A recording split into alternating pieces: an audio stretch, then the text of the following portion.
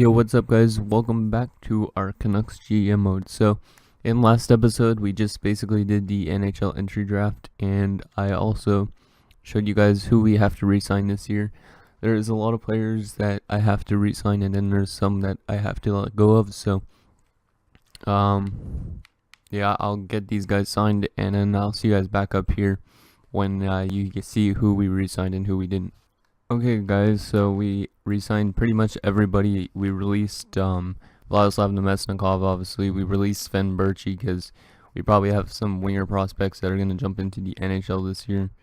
And I think that's most of the notable players. Some of the other ones were in the minors, like, what's his name? Larson. Can't remember his first name for some reason. But we released him, and now I'm deciding on this because Jordan Subban, we don't really have the room for on our defensive core. He's got only 7th defense potential, and he's kind of getting to that point where he's going to cap off at an 81.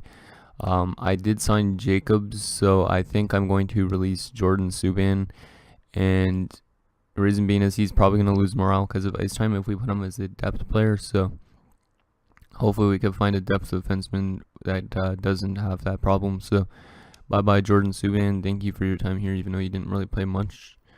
And now these two, it's debatable because Cole Castles and Mikael Granlund are basically the exact same type of player, except for Cole Castles is 2 years younger and 1 less overall, but he could grow in the offseason.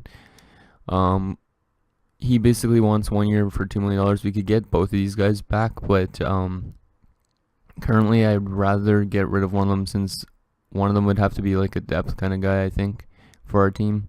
And we have probably some young guys that might come into the NHL this season. So let's just take a look who has the better defensive stats, and then we'll get rid of whoever has the worst of the two. So Marcus Granlund has 87 stick checking. What does Cole Castles have? 85, so just a tad worse, but that's not bad.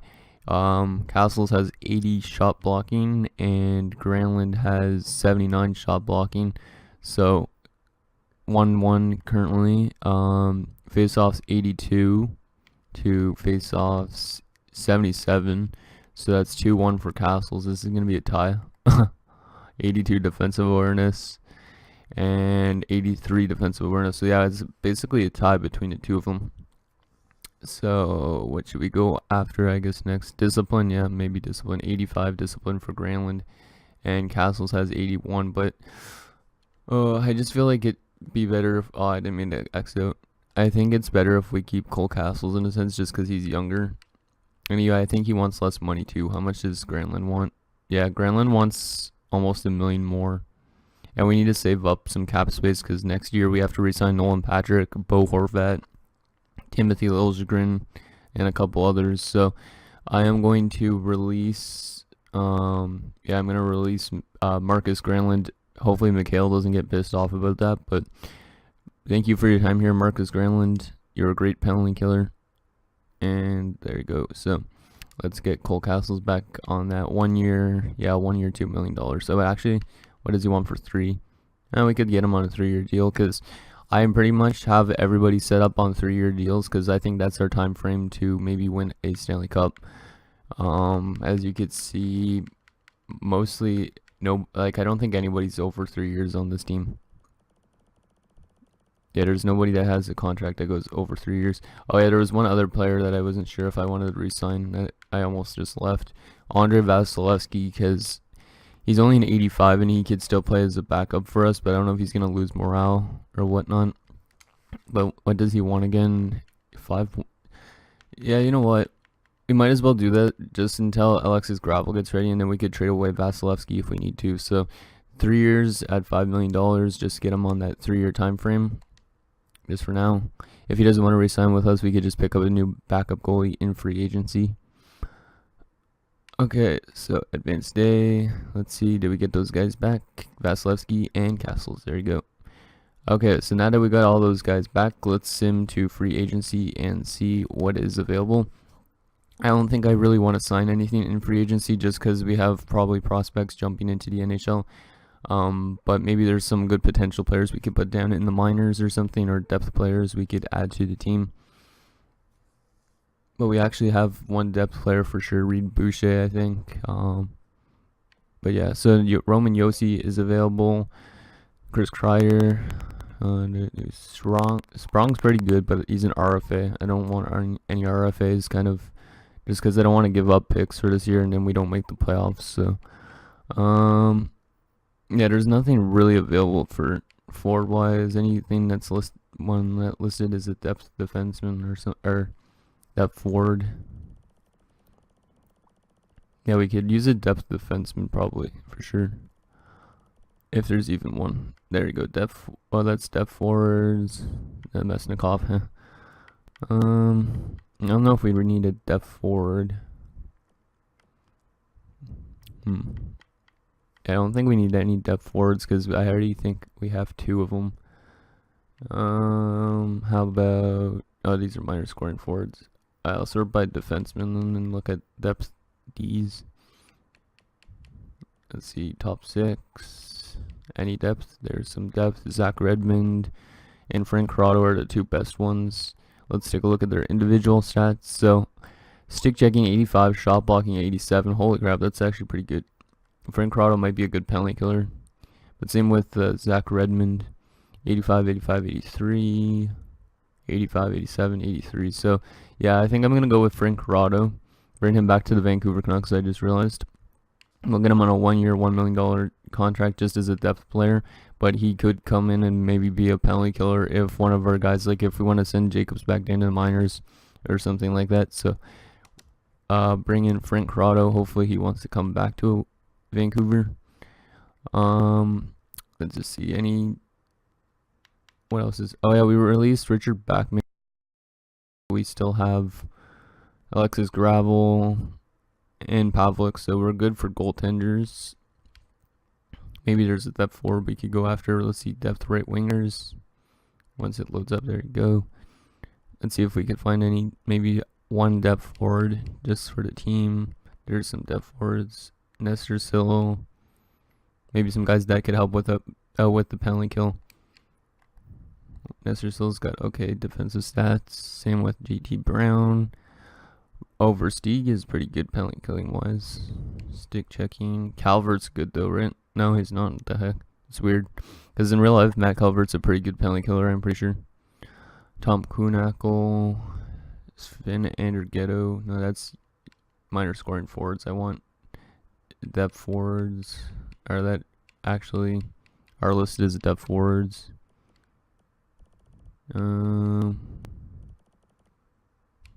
Still a lot of 4th line players. Alexander Burmistrov, not the best defensively. Sean Mathias should be decent. Yeah, Sean Mathias is good, but it's just his age. Like, what does he want? Only a 1-year deal? Yeah, you know what? We'll just bring in Sean Mathias for a 1-year, $1 million contract. Just as a depth player. And yeah, that should be good. Considering he has good defensive stats, he could probably help out our penalty kill, which I think struggled last year, and maybe that's the reason why we didn't make the playoffs. So, let's see, who did we get? So we got Sean Mathias. He's like, I like the idea that I'm likely to be a go-to man for the team. So, there you go. And Frank Corrado is back in Vancouver. Okay, so let's sim to next season, and then I'll show you guys the lines for the 2021 season, and then we'll sim maybe a month and then just see how the team is, and then you guys could suggest anything. And yeah, so let's just sim to next season, and I'll see you guys in a second. Okay guys, we are back with the lines. So there's one problem though with our lines, and that's because we have too many defensemen still. After releasing Jordan Subban, we still have 1 extra defenseman, so other than Frank Corrado. But otherwise, let's just show you guys the line. So we got Evander Kane with Bo Horvat and Mikael Granlund. I'm pretty sure that line was all together last season, so hopefully they do good again this year. Evander Kane put up like 30 goals almost last year, or more than 30 goals. So he's our go-to man for goals, as you can see, 39 and 31. So a total of 70 goals in 2 seasons for him. So that's pretty nice. And then assist-wise, decent amount of assists as well. And then on our second line, we have Kevin Fiala. Nolan Patrick's now going to be playing center, as one of you guys suggested. Even though his face-off stats are bad, if you want him to grow in that category, you should be using him as a face-off man. So we have him playing with Fiala and Jake Virtanen. So yeah, there's two power forwards on that line and a sniper, but hopefully that does something. And then Chris Wyman, that we drafted in 2018 in, well, the 27th overall pick, the year I guess we made the playoffs. He's making his NHL debut. He's still listed as a minor scoring forward, so if he does not play very well or something, maybe we'll send him back down to the minors for another year, and then just call up like Sean Matthias to replace his spot. But I just want to give this kid a chance. He's got pretty good defensive stats and stuff like that. So as you can see, his shot blocking's at 88. So we're gonna definitely put him on the penalty kill. We also got Cole Castles and Anthony Mantha, so we got two ways down there, and a sniper is not too bad, and then a power forward, playmaker, and a sniper. So those are our lines. Then defensively, we got Ulevi with Ben Hutton, who I think we want to get rid of. He only has 1 year left on his deal, so maybe we could try and trade him this year. I don't know, and then put Jacobs in the line or something. But otherwise, we have Theodore and Stetcher, who have been together since last season, I believe, and Brisebois and Liljegren. Goaltending wise, we got Thatcher Demko, who's 87, so I don't think he's grown that much, or he might not have grown at all. And then we got Vasilevsky, who's in 85 as our backup. Scratch C, Jacobs is currently scratched, which is not really what I want. He's a good defensive player, so we might have to put him in. Maybe we'll trade away Hutton early into the season, like once I send him a month. You guys let me know in the comments below if you want me to trade Hutton, and where I could trade him to potentially, even though he has 1 year left on his deal. And then Frank Corrado is our kind of our depth defenseman, but currently we'll put Jacobs in if there's a depth injury or defenseman injury. So otherwise, that's our NHL squad. Then onto our AHL squad, we got Rudolph Balcers. He's gonna go back down to the minors just for another year, just because he's still listed as a minor scoring forward, and I think we signed him to a minor league deal, so hopefully he grows down there. Then we also got Zukhanov, Rodin's playing down there. Owen Tippett is almost on the top line. He should be NHL ready for next season, and his shooting category is very good, as you can see, but he doesn't have the best defensive stats, but it's kind of growing. He's on a line with Rodrigo Matthias. Then you got Brendan Gaunce. Samuel Bitton, who we drafted in the second round in 2018, is making his professional debut, I guess you could say. And then Nicholas Poulin. Lucas Elving's also in his second season, I think, down here in the minors. This last year he put up 19 points. Then you got Askloff and Lure Sterainen, who we drafted as well kind of recently. And here's our defensive core in the minors. Tate Olson is actually kind of ready to be a NHL player, but he's not exactly ready just yet, but hopefully he grows to maybe like an 83, and then we'll maybe call him up eventually. Goaltending wise, as you can see, Alexis Gravel is now going to be the starting goaltender down in the minors. He isn't the best overall, but we don't have a better starting goaltender than that. Pavlik is also there. Like, we could potentially just change the two around and have Pavlik start, so Gravel kind of gets his gets used to AHL hockey, because he came from the QM JHL. So, and yeah, that's pretty much that. So now let's just get on to simulating maybe a bit. We'll simulate 1 month just to see how our team performs, and you guys could kind of let me know what you want me to do with the team. So let's go the entire preseason first, just so we can see what it's like.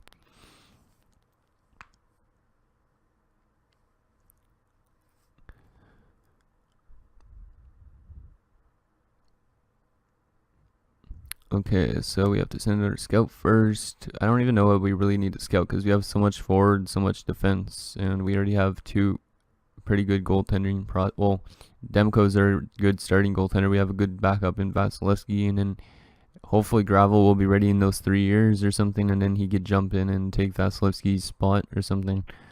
Let's just go to the OHL, and yeah, let's just go forwards again, I guess. So then we could look for kind of like bottom 6 grinders and two-way forwards and stuff to help with our penalty kill. Actually, did I put even any Wyman on the penalty kill? Because I wanted him on the penalty kill probably with Castles. I'll check that out in a sec, I guess. But currently we are 1-1-1. Make that 1-2-1. 1-3-1. Not a very good preseason, but at least we're learning, I guess. It's probably just because we have some young players in the lineup. And 5-1 win. So 2-3-1 in the preseason. Let me just check to make sure I had the right guys in the penalty kill.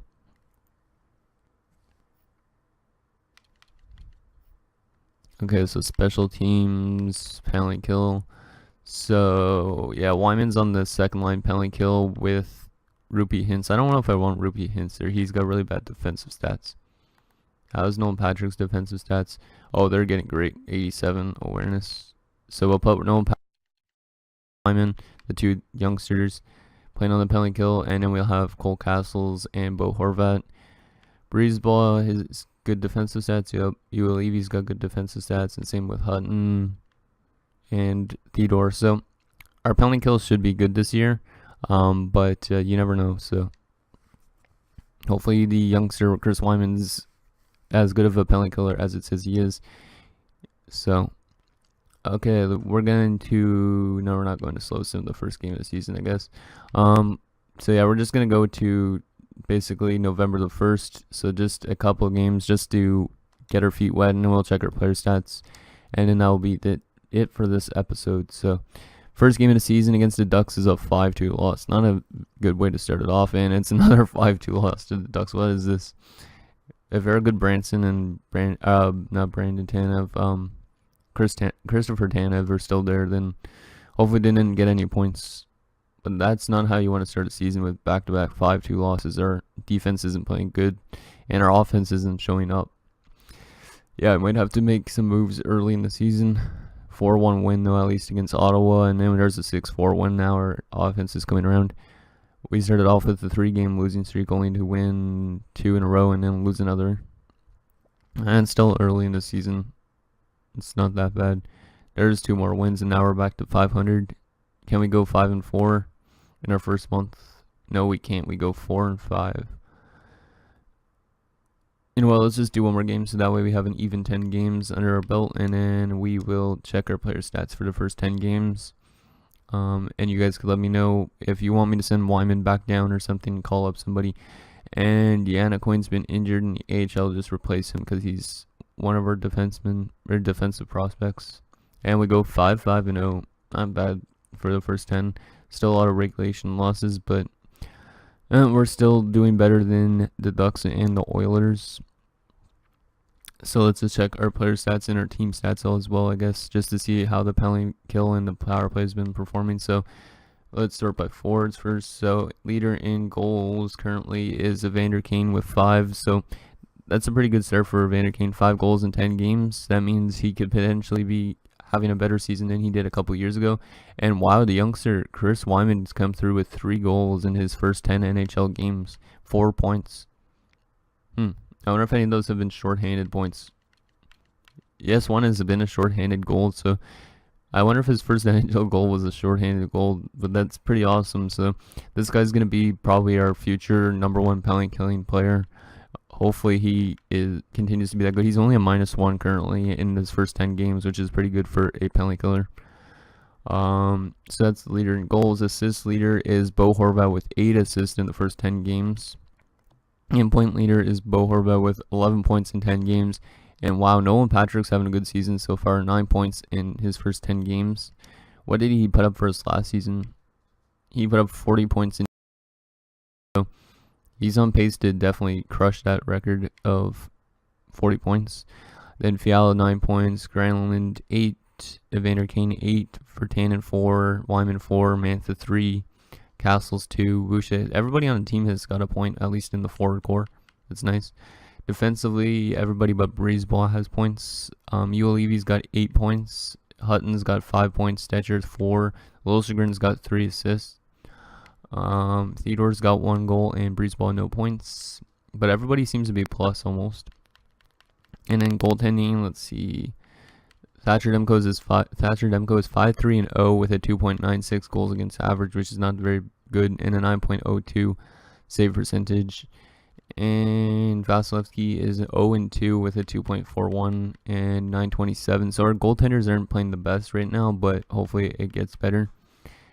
Let's just also quickly check the AHL squad, just because I want to see how Gravel's been performing. And not a bad start for Alexis Gravel. First 6 games, 3-1-1, and a 2.43 goals against average, 8.99 save percentage, but a nice winning record. So that's good for the youngster. He's going to probably be growing soon. Any of our other prospects been good. Owen Tippett, Bitten's got 4 points. Boolin's got 4 points. Balcers has got 4 points.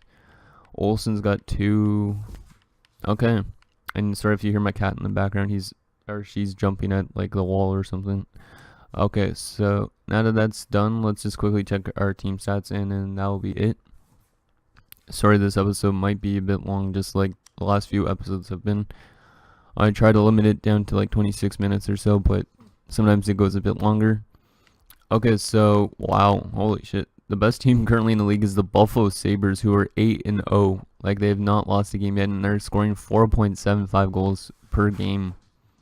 Like, what is that? And they're letting in very little, too. So, damn, I wasn't expecting Buffalo to play that good. But let's see where we are with all this other stuff. So, goals for per game. We are... Yeah, we're not that bad. We're already up here with 3 goals per game currently. 2.9 goals against. Yeah, we have one of the worst goals against, I think. Kind of around the middle, actually. The Jets have the worst with almost letting 5 goals a game. That's pretty ridiculous. Our power play doesn't seem to be that good either, 12.5%, so maybe we have to change up our power play lines. And our penalty kill is kind of bad, I guess, 84%, but Chris Wyman's only a -1.